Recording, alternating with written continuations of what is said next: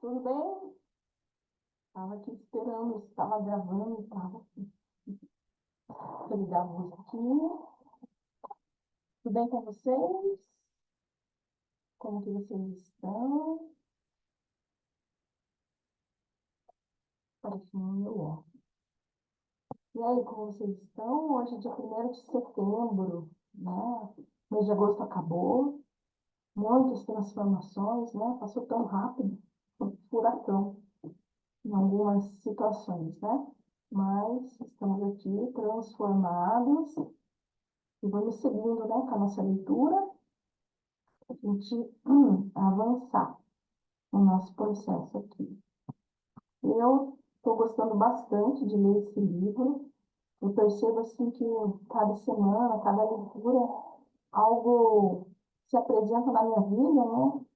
E tem a ver com o tema da leitura, ou se apresenta antes ou depois, né? Então, como se fosse uma escola mesmo, né? Olha, tá vendo como isso acontece na vida real? Observa como que é. Lógico que é com um nível de sutileza misturado com a densidade, né, da nossa encarnação aqui, e dos meus véus ainda, né? Então, a gente não tem tanta percepção assim, mas a gente reconhece alguns flashes, né? Isso que é importante. A consciência, ela vem aos poucos, né? Ela vem em forma de intuição, em forma de sonho, ela vem algumas pessoas nos falam algumas coisas e algumas fichas caem, os sinais, né? Então, é aos poucos mesmo, né? Então, a gente tem que estar atento para ver, né, as coisas acontecendo. E hoje a gente vai iniciar o capítulo 7. A gente vai ler ele em 3 partes. A gente fica mais tranquilo. Parágrafos são um pouco compridos, então a gente vai dividir em 3 partes para ficar melhor assim, a compreensão, tá bom? Então vamos lá. Uma reversão de pensamento é necessária agora antes que possamos prosseguir. Então aqui ele pede, né, para a gente mudar a maneira de pensar, né? Já foi afirmado e enfatizado incontáveis vezes e será repetido aqui. Tudo aquilo que tu dás é o que receberás na verdade. Então, assim, aqui ele está falando muito sobre se a gente quer uma vida de mais consciência, de mais amor, de mais transformação, a gente tem que buscar dar isso, né, para as nossas relações. Então, esse parágrafo ele vai falar muito sobre a terceira lei sistêmica que Bert Hellinger traz, né, sobre o equilíbrio nas trocas, né. Então, tem a ver com o que a gente pensa, o que a gente sente, né, tudo que a gente dá, a gente recebe. Então, se a gente dá irritação, se a gente dá incompreensão, a gente vai receber isso também. Agora, se a gente, de coração, compreende, busca, né, trazer essa compreensão, sempre tem algo que escapa, né, que a gente está aprendendo, então a gente vai receber algo lá na frente, né? Aquilo que não recebes é uma medida daquilo que guardas para ti. Teu coração está acostumado a dar de uma maneira que tua mente não está. Então, veja aqui, né? Existe o dar de coração, né? De coração aberto, que tem a ver com a bondade. E tem a mente, né? Que sabe do conhecimento, quer guardar para si, não quer falar. E isso causa alguns danos, né? Que a gente vai ver aqui na frente. Tua mente desejaria guardar todas as ideias por causa do que poderiam proporcionar-te e se ressente quando alguém tem uma ideia que dá frutos e consegue obter coisas desejáveis neste mundo. Então, aqui a gente está vendo, né, uma confusão, assim, o ego mesmo agindo, né, em relação à mente. A gente é um ser humano ainda que se compara demais, né, principalmente questões de trabalho, do outro ter e eu não ter. Então, a gente fica nessa comparação e isso tira energia, né? a gente acaba entrando num processo mental de comparação, de baixa autoestima, e isso faz com que a nossa energia fique baixa, né? Agora, se a gente reconhece o nosso valor de coração e dá aquilo que a gente tem, sem olhar a quem, como dizem, é o caminho, né? Então, às vezes a gente fica mais focado nessas confusões mentais do que simplesmente estender a mão, né? Então, aqui ele fala, né, sobre as comparações, né? Eu tive essa ideia. Tu te lamentas quando outra pessoa triunfa onde falhaste, né? Aí entra um pouco da inveja, né? Eu poderia estar no lugar daquela pessoa se a vida não fosse tão injusta. Te queixas. Tua mente reside em um mundo particular, formado grandemente por si apenas. Por outro lado, teu coração sabe sobre dar e sobre um retorno que não se baseia no mundo de tua mente ou na circunstância física. Apesar das decepções mais graves, teu coração sabe que o que tu dás é o que recebes na verdade. Então, aqui são os nossos valores, né? Se a gente reconhece os nossos valores, e o que a gente tem de bondade, né? Assim, que é válido mesmo, né? A gente dá sem pestanejar mesmo, né? E isso é muito bom, porque isso faz com que a gente avance na vida, né? Agora, se a gente fica com inveja, com picuinha, se comparando ali, não valorizando o que a gente tem, aí a gente fica com a energia mais drenada, né? E isso faz com que a gente não avance na vida, né? Então, vamos ver aqui, ó. Entretanto, tu te negarias a dar uma parte de ti, até mesmo ao amor. E é isso que devemos corrigir. Pois aquilo que guardas para ti não podes receber. E não podes receber uma parte do céu, nem conhecer uma parte de Deus ou do teu próprio ser. Aqui é o conhecimento que ele está querendo dizer, né? Muitas vezes a gente estuda, a gente passa por algumas transformações, a gente tem uma certa sabedoria e a gente guarda para nós, né? E isso vira energia parada. E isso faz com que a gente não conheça uma parte do céu, como ele diz, né? Não conheça o ser, nosso próprio ser, não conheça Deus. Então, uma coisa que faz com que a gente se conecte com Deus é a gente estender a nossa mão, né, com o nosso conhecimento e sabedoria. O que dás deve ser total para que recebas na verdade. Para que recebas na verdade. No entanto, agora vamos nos concentrar mais naquilo que guardas para ti, do que naquilo que dás, pois tu ainda não compreendes o que tens para dar. Então, a gente é muito ainda inconsciente e às vezes não enxerga o nosso valor, né? As coisas de, de dons assim, que a gente tem para dar, né? Sabedoria, o,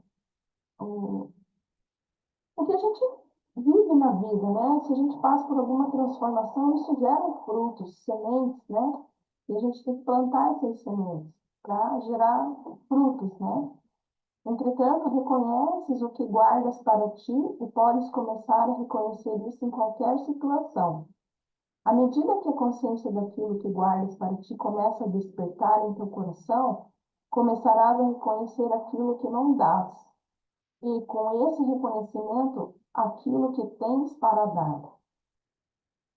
Então, veja, se a gente guarda muito a nossa compreensão de alguma coisa, né?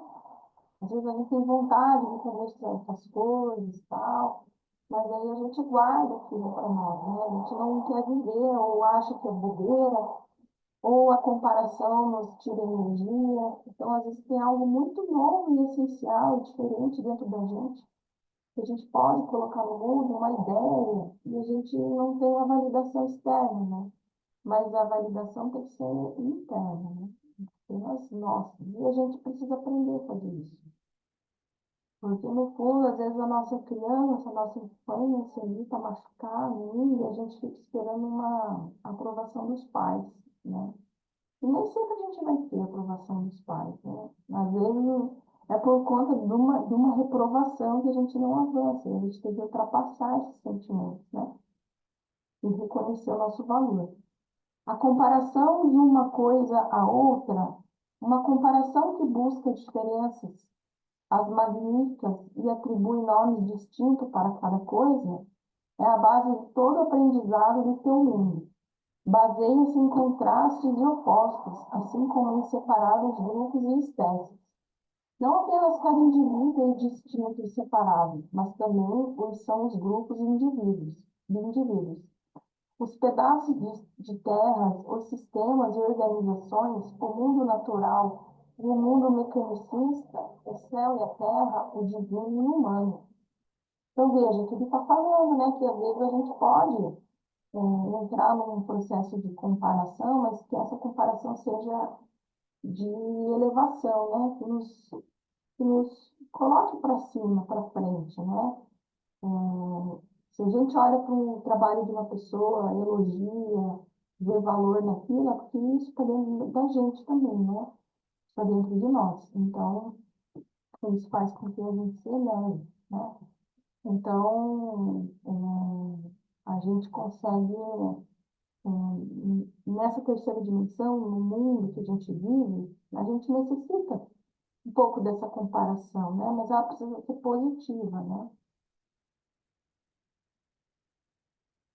Para poder identificar-te nesse mundo, tiveste que guardar uma parte de ti mesmo e referir-te a ela dizendo, isso é o que me torna único.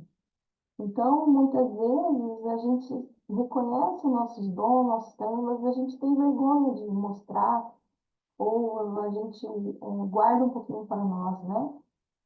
Sem essa parte de ti que classificaste como sendo única, tua existência pareceria ter ainda menos propósito do que tem agora. Assim, aquilo que é mais separado ou que determinaste que te separa acima de tudo, é o que tu mais valorizas. Aquilo que é mais separado, que determinaste que te separa acima de tudo, é o que tu mais valorizas.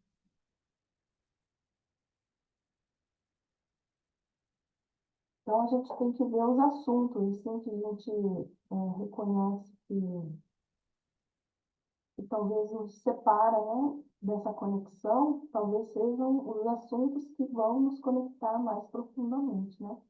Talvez sejam os assuntos que a gente tenha que mergulhar para poder vivenciar coisas novas, né?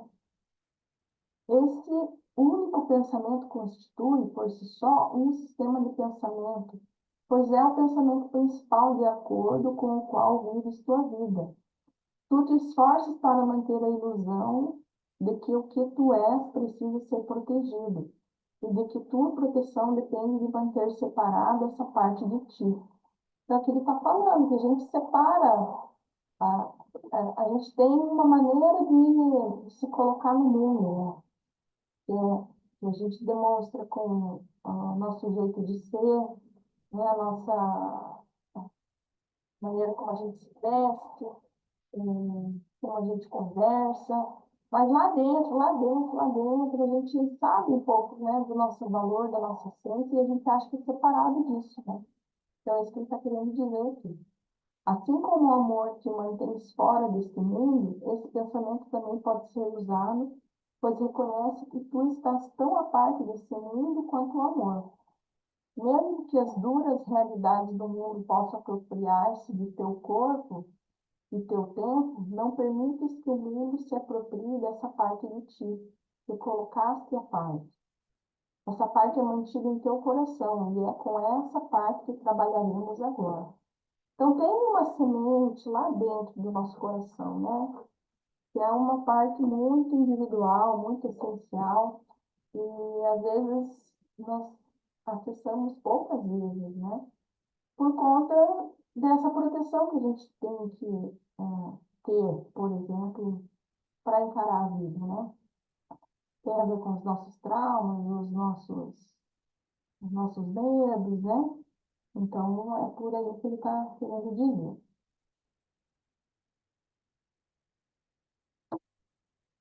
Essa é a parte que grita nunca para aquilo que quer massacrar. A vida é vista como uma subtração constante, mas afirma-se que isso nunca te será tomado. Para aqueles cujas vidas são ameaçadas, é chamado de vontade de viver. Para aqueles cuja identidade é ameaçada, é chamado de clamor do indivíduo. Para outros, é o chamado para criar, e ainda para outros é o chamado para amar. Alguns se negam a abandonar a esperança de entregar-se ao cinismo. Outros rotulam de ética, moral e valores e dizem que essa é linha que nunca cruzarão. É o lamento que diz, não venderei minha alma. Olha que lindo, né? Então é isso, né, gente?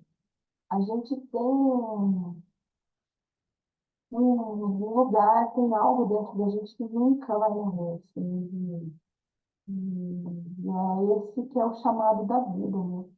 Então, muitas vezes a gente está sentindo assim uma baita energia dentro da gente, vontade de viver, vontade de sair, viajar, de fazer um monte de coisa, porque é esse clamor que nos chama para a vida.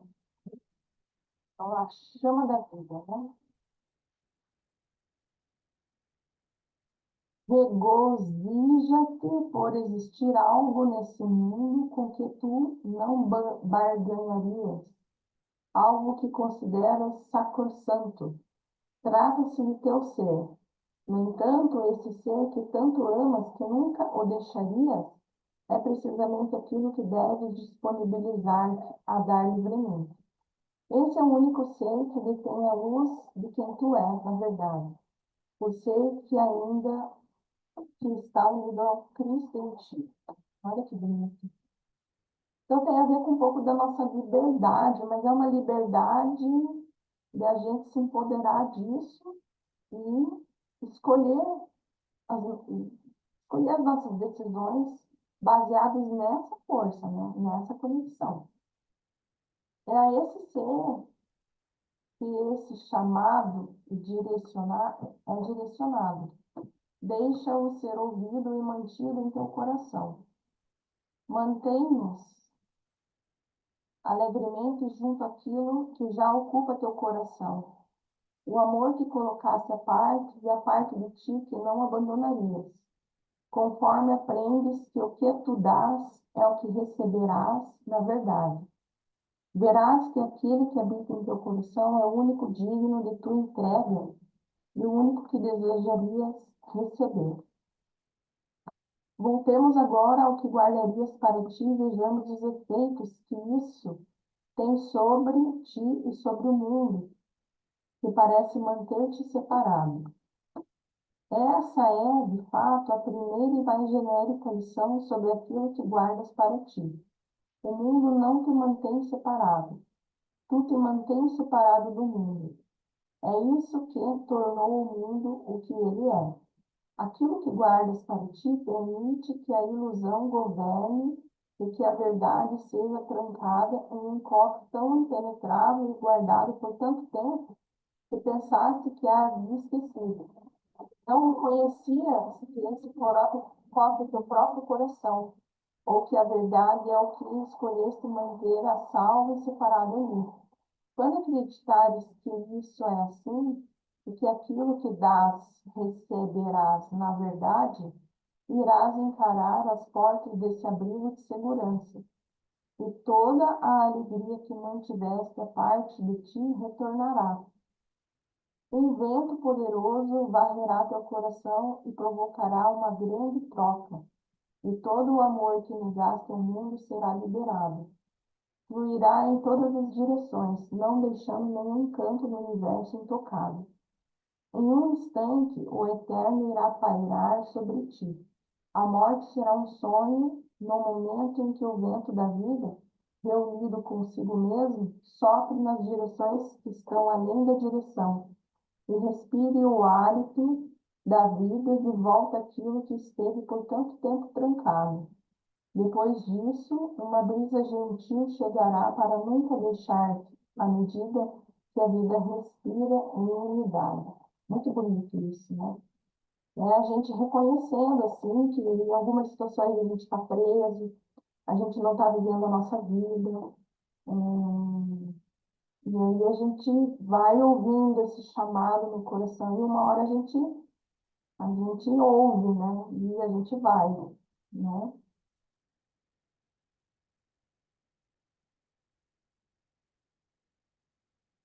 Aquilo que guardas para ti toma muitas formas que são, contudo, meramente efeitos da mesma causa que mantém a verdade separada de ilusões.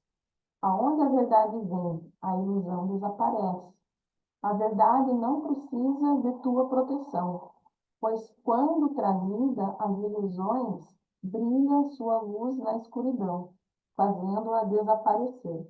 Então, uma coisa que eu percebi, vivenciando esses tempos aí, sobre esse assunto, é que geralmente o assunto que nos prende nos prende na vida aqui, né, das relações mais densas, né, nas situações, a solução está dentro do coração, a solução é esse chamado, que é referente ao assunto, que é esse assunto mesmo, né?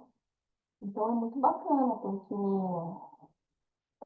é isso que ele está dizendo aqui, né?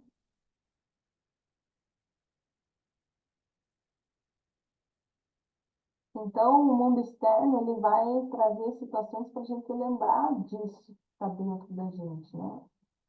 Nossa, é muito forte isso. Mulher até o 7.11 aqui. Existem apenas duas formas de retenção. Aquilo de ti mesmo que negas ao mundo e aquilo do mundo que guardas para ti. Uma mágoa é algo que escolheste para ti mesmo, uma parte de um relacionamento que desagregaste e observas com desprezo e superioridade moral. Tu não és consciente de que escolhes essa forma de retenção. Muitas vezes, dezenas ou até mesmo centenas de vezes por dia, uma chamada telefônica não retornada, um pouco de engarrafamento, uma palavra dura, um recado esquecido, todos esses podem ser ressentimentos que guardas para ti mesmo e te recusas a soltar. No momento em que começas teu dia, podes já haver guardado diversos deles em tua mente, onde tornam os motivos para seguir acumulando ainda mais coisas que guardas para ti. Agora tens uns pretextos, ou muitos, para um dia ruim. Por que darias qualquer coisa a qualquer pessoa, quando teu dia já te tornou tão mal, guardas até mesmo um sorriso, pois escolheste mágoas em vez do amor? Então aqui ele fala que a gente já levanta ressentido muitas vezes, né? Então a gente tem que saber para onde olhar, né? Qual que é o foco que a gente vai dar, né? Se é para a tagarelice da mente ou se é para o coração, né? Para esse ponto no coração lá dentro, né? E tem essa chama, né? Essa vontade de viver aí. Então, muito bacana a nossa leitura de hoje. E eu gosto de trazer essa reflexão, né? Que tem um pouco a ver com as situações que nos tiram da liberdade, né? Então, muitas vezes, né? Eu estava vendo aí, revendo, né? Esse um ano que eu cuidei da minha mãe mais profundamente, o quanto da liberdade eu fui um pouco tomada, né? Mas, ao mesmo tempo, eu aproveitei um pouco do tempo, continuei estudando, procurei me aperfeiçoar, não fiquei parada só nessa situação. Isso faz com que essa chama da vida continue acesa e continue nos guiando, né? Então, a gente tem que fazer escolhas, né? Escolher, né? Só que a gente tem que limpar os nossos medos, ressentimentos, né? Se a gente está numa situação que nos prende, que a gente precisa dela ainda para nos sentir seguros, né? Porque ainda não reconhecemos a segurança do coração. Tá bom, pessoal? Então, nossa leitura de hoje foi essa. Guardar parece muito bonito, né? Na próxima semana a gente continua no ponto 7.2, tá certo? Uma boa semana para vocês, um bom início de setembro. Logo chega a primavera, o florescer, isso é bom, hein? Tá joia? Um abraço, até mais.